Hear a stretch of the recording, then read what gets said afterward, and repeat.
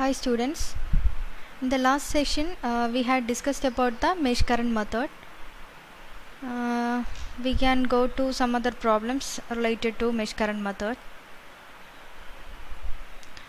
So the question is that calculate the current in each branch of the circuit shown in figure. So this is the circuit. It consists of resistances 20 ohm, 30 ohm, 40 ohm, 50 ohm, 60 ohm, 10 ohm, and 3 battery sources are there. It's of 100 volt, 20 volt and 50 volt.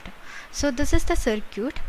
We can redraw the circuit like this and name the circuit A, B, C, D, E, F, G, H, and assume the currents which is flowing through the each mesh of the circuit as I1, I2 and I3.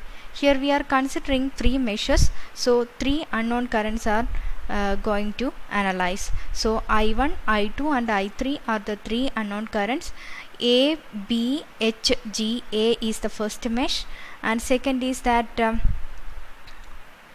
second mesh is that H, E, F, G, H. It is the second mesh, and third one is that B, C, D, E, H, B. So these are the 3 meshes of the circuit. On applying the KVL to these particular meshes, first we are going to consider the first mesh, that is ABHGA. On applying the KVL, we get the equations minus, here it is a voltage drop, and we are going to analyze the circuit like this in this direction.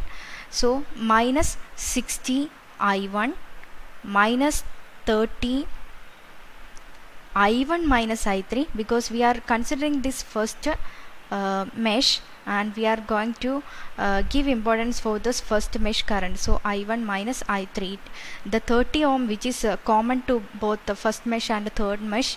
So the current which is flowing through this 30 ohm is the difference of I1 and I3. So here it is that the drop which is occurs in this 30 ohm resistance can be taken as minus 30 into I1 minus I3. Then next component is that a 50 ohm resistance, and it is also a voltage drop occurs here. So minus 50 into I1 minus I2. I1 minus I2 is the current which is flowing through this 50 ohm, because it is common to both first and second mesh. So the difference of these two currents are flowing in this resistor, so it is taken as minus 50 into I1 minus I2. Then next is a voltage drop, that is minus 20 volt, and next is a voltage rise plus 100 is equal to 0. So on simplifying this equation, we get the final equations like 14 I1 minus 5 I2 minus 3 I3 is equal to 8. Mark it as equation number 1. By considering the second mesh, that is H, E, F, G, H, it is the second mesh.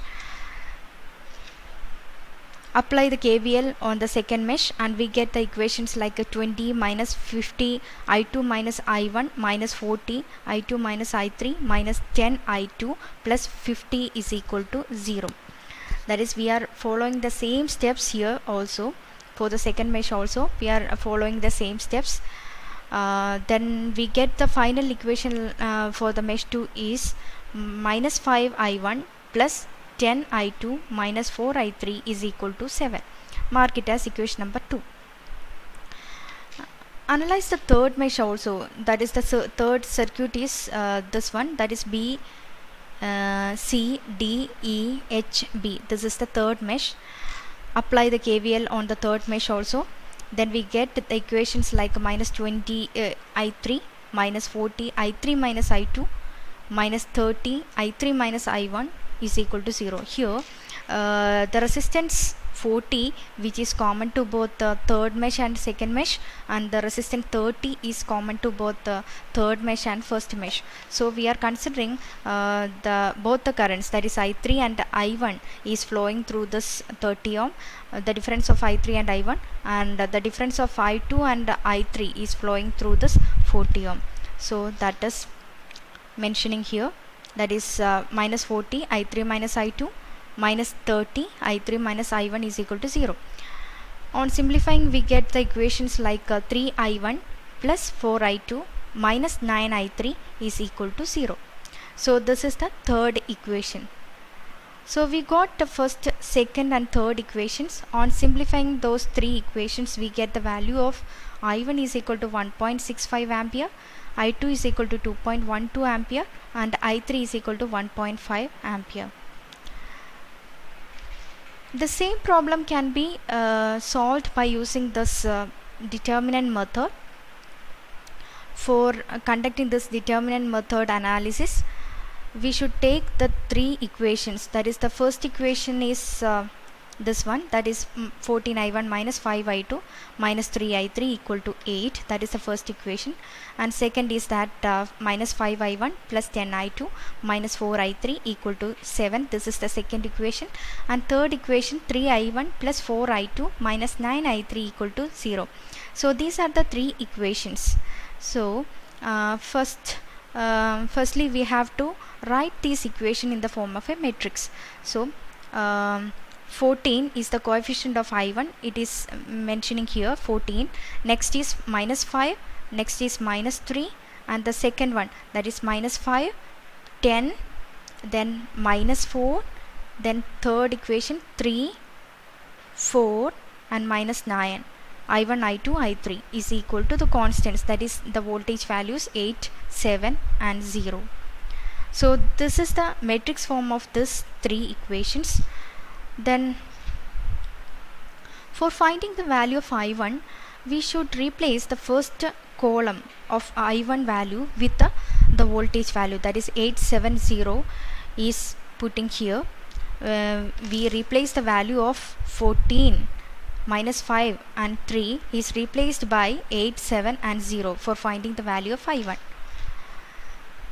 And the denominator is same, that is this matrix is itself is coming in the denominator.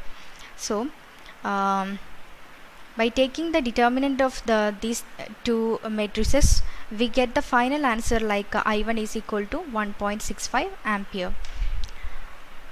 And the same method is repeating for I2, for finding I2 and I3.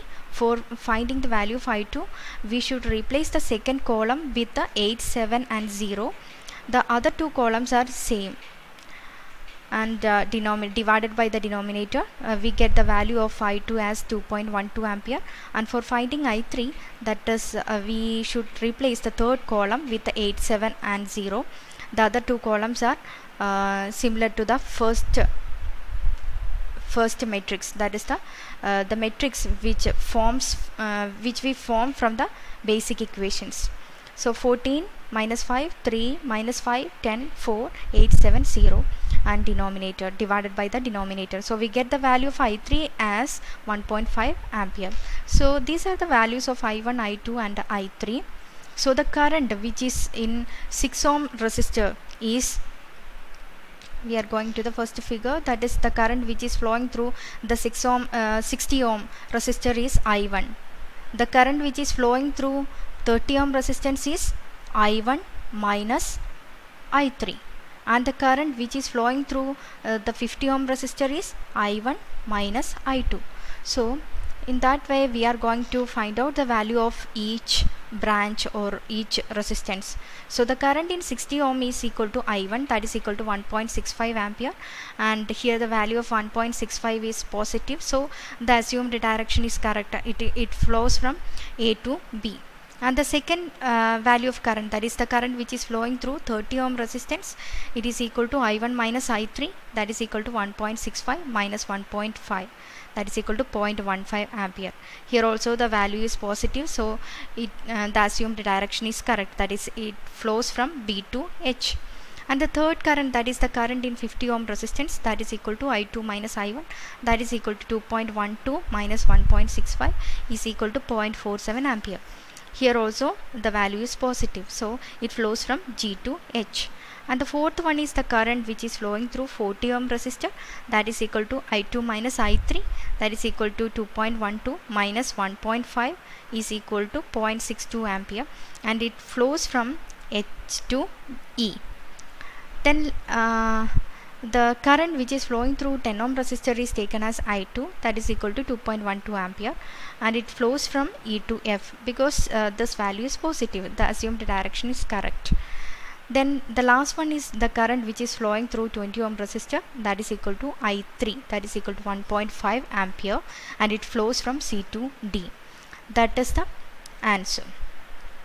So here we should find out the values of current which is flowing through each resistance, and these are all the answers of the current which is flowing through each resistance.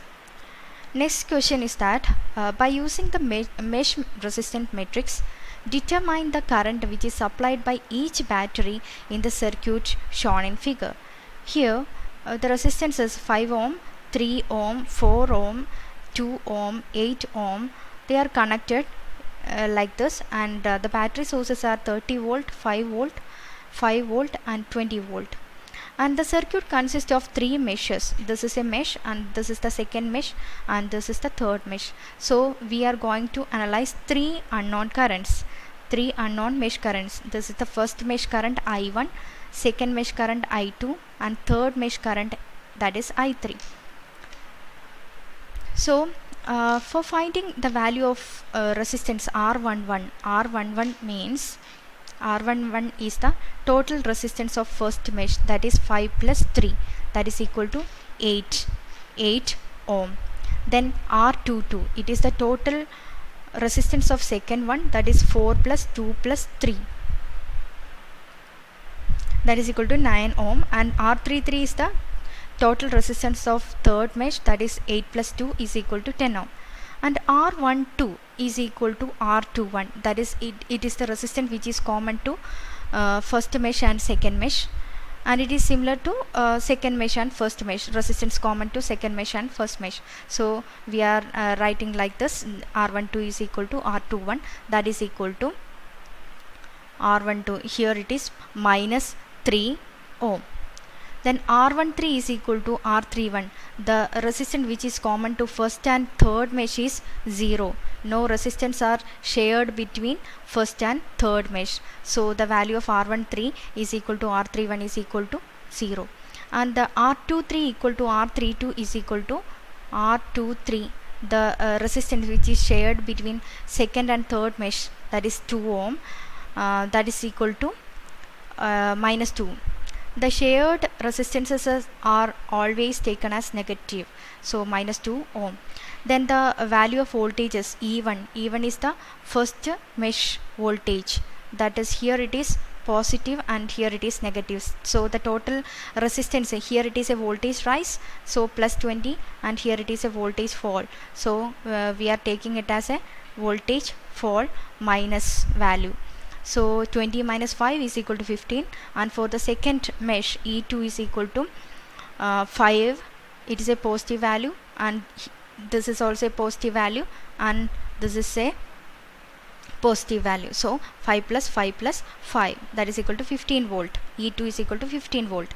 And third one is that the E3 is equal to the third mesh voltages E3, that is here it is minus 5 and here it is minus 30.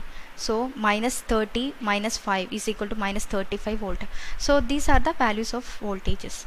So we can write the values like matrix like this, that is R11, R12, R13, R21, R22, R23, R31, R32, R33, I1, I2, I3 is equal to E1, E2, E3. So by putting the values of R11, R12, R13, we get the matrix is like this: 8 minus 3 0, minus 3 9, minus 2 0, minus 2 10, I1, I2, I3 is equal to 15, 15 minus 35. So by using the determinant method, we can find out the values of I1, I2 and I3 as discussed before. So we get the value of I1 is equal to 2.56 ampere and I2 is equal to 1.82 ampere, I3 is equal to minus 3.13 ampere. So the negative sign of I3, here it is negative minus 3.13 ampere. It indicates that